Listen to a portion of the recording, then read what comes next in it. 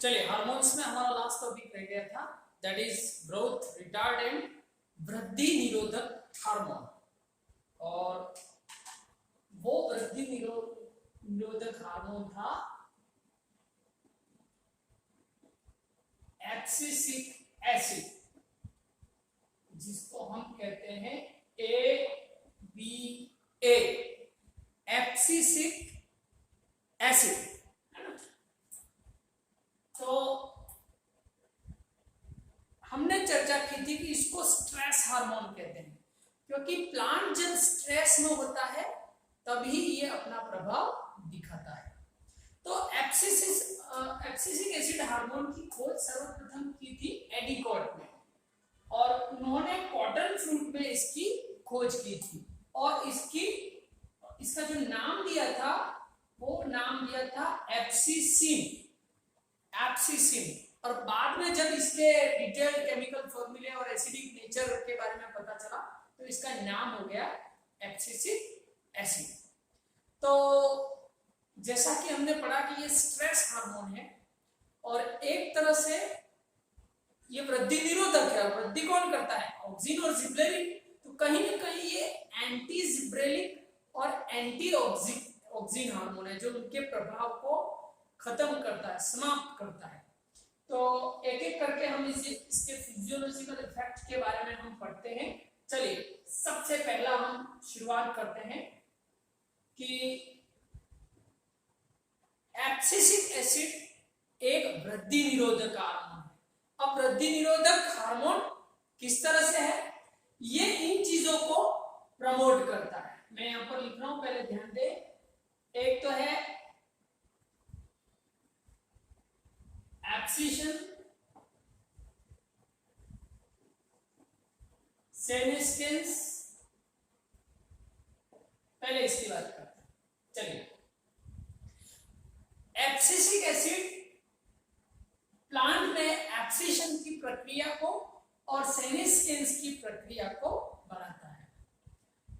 यहां पर एब्सिशन का मतलब है विलगन, पत्तियों का झड़ना। सेनेस्केंस का मतलब है जीर्णता, पत्तियों का जीर्ण होकर, या हम कहते हैं जिसको ओल्ड होना, बुढ़ापे की ओर बढ़ना, और अंतिम रूप से पत्तियों का झड़ना। तो इन दोनों प्रक्रियाओं को ये बढ़ाता है। कौन? Abscisic acid. अब ये काम कैसे करता है? एक्चुअली क्या होता है, मान लो ये पर्णग्रंथ है, पेटियोल है, और ये लीफ है। तो एब्सिसिक एसिड इस पेटियोल में सेल्यूलेज और पेक्टिनेज, इन दो एंजाइम को एक्टिवेट करता है। अब सेल्यूलेज और पेक्टिनेज एंजाइम क्या करते हैं? सेल वॉल की मिडल लेमिला को और सेल वॉल को डिस्ट्रॉय कर देते हैं। जब सेल वॉल ही कमजोर हो जाएगी तो एक तरह से ये जो पेटियोल है उसमें कमजोर कोशिकाओं की एक परत बन जाएगी, और यहां से ये टहनी टूट जाएगी और पत्तियां नीचे जड़ जाएगी। इसी तरह से मान लो फ्रूट लगा हुआ है, तो फ्रूट की ये जो डंठल है उसमें भी एब्सिशन जोन बन जाता है, कोशिकाओं की एक ढीली परत बन जाती है, जिससे फ्रूट, फ्लावर, लीफ जो है वो जड़ जाती है। और ये होता किसके कारण है? एब्सिशन के कारण, विलगन परत बनने के कारण। और विलगन परत क्यों बनती है? Due to the activity of cellulase and pectinase. कोशिका भित्ति के कमजोर होने से, कोशिका भित्ति को विघटित करने वाले एंजाइमों के सक्रिय होने से ये कार्य होता है। और इनको सक्रिय कौन करता है? Abscisic acid. चलिए, दूसरा जो इफेक्ट है इसका, कि एब्सिसिक एसिड दो चीजों को प्रमोट करता है, सीड एंड बड डॉर्मेंसी। मतलब ये कलिकाओं और बीजों की प्रसुप्ति को प्रमोट करता है, बढ़ावा देता है, ताकि बीजों में अंकुरण न हो, कलिकाओं में वृद्धि न हो। यानी पादप की एक तरह से वृद्धि को और बीजों के अंकुरण को ये रोक देता है। ये क्यों रोकता है? ये भी एक बचाव का तरीका, कि जब परिस्थितियां अनुकूल है ही नहीं तो अगर सीड का जर्मिनेशन हो भी गया तो भी प्लांटलेट है या जो नवांकुर है वो मर जाएगा। तो कहीं ना कहीं सीड को जर्मिनेट होने से रोकना आवश्यक है। उस कारण से एफसीसी एसिड को स्ट्रेस हार्मोन कहते हैं, हमने पढ़ा था। तो सीड और बड डोरमेंसी, अब हमने पढ़ा था जिब्रेलिन में, जिब्रेलिन डोरमेंसी को भंग करता है, प्रसुप्ति को तोड़ता है। तो यहाँ पर इसका जो ये कार्य है वो कैसी एक्टिविटी है, एंटी जिब्रेलिक एक्टिविटी, यानी ये जिब्रेलिन के विपरीत प्रभाव डालता है और बीजों के और कलिकाओं के अंकुरण को रोकता है। चलिए, ये एक दूसरा महत्वपूर्ण पहलू। तीसरा, स्टोमेटल, ये सबसे महत्वपूर्ण है, स्टोमेटल क्लोजिंग, ये इंपॉर्टेंट। देखिए, जब पानी की कमी हो जाती है और उस अवस्था में यदि रंध्र खुले रहे तो जो बचा खुचा पानी भी है वो भी वाष्प बनकर उड़ जाएगा। तो जब भी वाटर स्ट्रेस होता है, एब्सिसिक एसिड स्टोमेटा को क्लोज कर देता है, बंद कर देता है, जिससे पानी की हानि को रोका जा सकता है। एक्चुअली कई एक्सपेरिमेंट के समय ये देखा गया कि सपोज ये स्टोमेटा है और ये मेसोफिल सेल्स है, तो जब वाटर स्ट्रेस होता है तो इन मेसोफिल सेल्स में क्लोरोप्लास्ट होता है, यहाँ पर एब्सिसिक एसिड बनता है, और जब वाटर स्ट्रेस होता है तो एब्सिसिक एसिड स्टोमेटा की ओर विसरित होता है और इनको क्लोज कर देता है। और जब वाटर की अवेलेबिलिटी वापस हो जाती है तो यह देखा गया है कि एब्सिसिक एसिड वापस मेसोफिल या पर्णमध्यतक कोशिकाओं में प्रवेश करता है। तो इस एक्टिविटी से देखा गया कि कहीं ना कहीं रंध्रों के खुलने और बंद होने में एब्सिसिक एसिड की भूमिका है। हालांकि अब तो इसका डिटेल मैकेनिज्म पता चल चुका है कि एब्सिसिक एसिड क्या करता है कि गार्ड सेल में कुछ पंप होते हैं जो पोटेशियम आयन को द्वार कोशिकाओं के अंदर लाते हैं और प्रोटोनों को बाहर की ओर पंप करते हैं। अब ये मैकेनिज्म आवश्यक है, आप पढ़ोगे, आपने पढ़ा भी होगा ट्रांसपिरेशन में, स्टोमेटल ओपनिंग और क्लोजिंग में। तो ये जो पोटेशियम और प्रोटोन पंप है, इनको ये इनहिबिट कर देता है एब्सिसिक एसिड, इनको ब्लॉक कर देता है, डिस्ट्रॉय कर देता है। तो ये आयनों का इम्बैलेंस हो जाएगा, तो गार्ड सेल जो है वो टर्जिट नहीं हो पाएंगी, फूल नहीं पाएंगी, वो फ्लैशिड रहेंगी, श्लथ रहेगी, और स्टोमेटा जो है वो बंद हो जाएंगे, क्लोज हो जाएंगे। तो ये मॉलिक्यूलर मैकेनिज्म इसका हायर क्लासेस में आता है, लेकिन हमें इतना ध्यान रखना है कि जब भी वाटर स्ट्रेस होती है, एब्सिसिक एसिड की इंपॉर्टेंस जो है वो होती है स्टोमेटा को क्लोज करने में। तो ये कुछ इसके महत्वपूर्ण एस्पेक्ट हैं। इसके अलावा जियोट्रोपिज्म, मतलब मूलों में गति होती है, कहाँ, जैसे ये रूट है तो ग्रेविटी की तरफ गुरुत्वाकर्षण बल के प्रभाव में जड़ों की गति कैसी होती है, एक तो होता है ऋण गुरुत्वानुवर्ती, प्ररोह जो है वो गुरुत्व बल के भीतर ऊपर की ओर गति करता है और जड़ें गुरुत्व बल की ओर गति करती है। तो ये जियोट्रोपिज्म है, इसमें भी एब्सिसिक एसिड की महत्वपूर्ण भूमिका होती है। इसके अलावा आलू जैसे पौधों में ये ट्यूबर फॉर्मेशन की दर को ये बढ़ाता भी है, ट्यूबराइजेशन को ये प्रमोट करता है।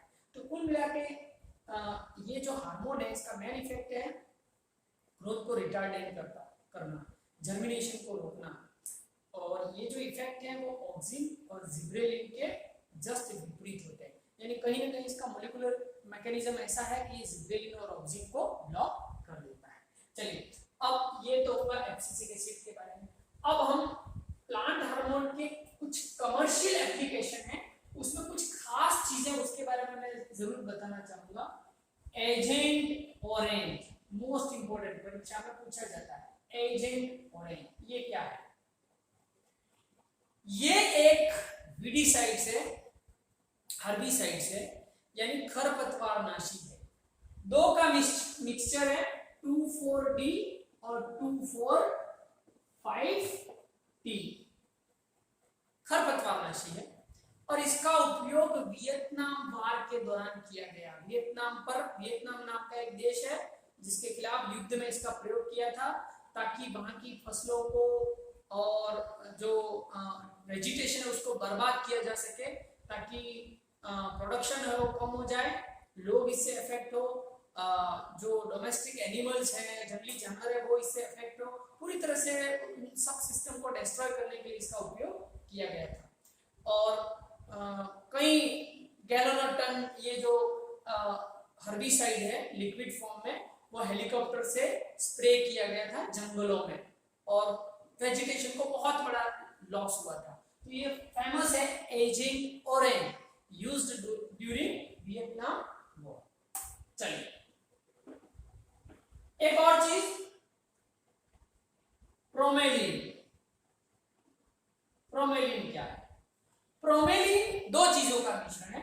एक साइटोकाइनिन है विशेष प्रकार का, जिसका नाम है बेंजाइल एडेनिन, ये साइटोकाइनिन है, और उसके साथ दो प्रकार के जिब्रेलिन मिलाए जाते हैं, GA4 और GA7। यहाँ GA मतलब जिब्रेलिन, 4 और 7, 4 कार्बन एंड 7 कार्बन वाले जो जिब्रेलिन है उन कंपाउंड को मिलाया जाता है। इन तीनों के मिलाने से बनता है प्रोमेलिन। इसका उपयोग किया जाता है फ्रूट या फलों के आकार को बढ़ाने के लिए, है ना, और एप्पल में फलों के आकार को बढ़ाने के लिए इसका सफलतापूर्वक उपयोग किया गया है। तो कई बार ये पूछा जाता है, प्रोमेलिन ध्यान में होना चाहिए। चलिए इसी तरह से एक फेमस है इथेफोन। ये क्या है इथेफोन? देखिए हमने पढ़ा है कि इथाइलिन जो है गैसीय हार्मोन है, फलों को पकाने के लिए इसका उपयोग किया जाता है, लेकिन कमर्शियली फलों को पकाने के लिए गैस सही नहीं होती है ना, वो डिफ्यूज हो जाती है, हर जगह पहुंच नहीं पाती, बंद कंटेनर में उसको ट्रीट करना पड़ता है, बहुत सारी दिक्कतें हैं। तो यदि अगर हमें इथाइलिन जैसा कोई प्रोडक्ट लिक्विड फॉर्म में मिल जाए और हम उसका स्प्रे कर पाए तो हमारा काम आसान हो जाएगा। तो इथेफोन एक ऐसा ही कमर्शियल प्रोडक्ट है जो लिक्विड फॉर्म में स्प्रे किया जाता है, जिससे फलों के पकने में सहायता होती है। विशेष करके जो टोमेटो है, एप्पल है, और भी बहुत सारे फ्रूट हैं, उनको परिपक्व बनाने के लिए कमर्शियली इसका उपयोग किया जाता है। ठीक है, चलिए एक और शब्द हमने, हालांकि मैंने आपको बताया था, ये रूटिंग हार्मोन। रूटिंग हार्मोन कौन कौन से पूछा जाता है? IBA इंडोर ब्यूटाइलिक एसिड और NAA, ये दोनों ऑक्सीन हैं। इन ऑक्सीन का उपयोग रूटिंग के लिए किया जाता है, इसलिए इनको रूटिंग हार्मोन कहते हैं। ठीक है, खरपतवार नाशियों के नाम आपको याद होने चाहिए, 2,4-D और 2,4,5-T। ठीक है, तो ये कुछ कमर्शियल एप्लीकेशन है, ये आपको ध्यान में होना चाहिए। जिब्रेलिन में हमने पढ़ा था कि गन्ने की पैदावार, गन्ना जितना लंबा होगा, शुगर प्रोडक्शन ज्यादा होगा, तो इंटरनोड इलोंगेशन के लिए जिब्रेलिन का प्रयोग किया जाता है। इसके अलावा जो बार्ले है, जो उसमें आपने पढ़ा होगा बेकरी और ब्रेवरीज इंडस्ट्री में माल्टिंग होती है, माल्ट की पैदावार को मतलब माल्ट के प्रोडक्शन को बढ़ाने के लिए भी इसका उपयोग किया जाता है। चलिए, तो ये हमारा टॉपिक कंप्लीट हुआ प्लांट हार्मोन का। अब हम आगे नेक्स्ट यूनिट स्टार्ट करेंगे।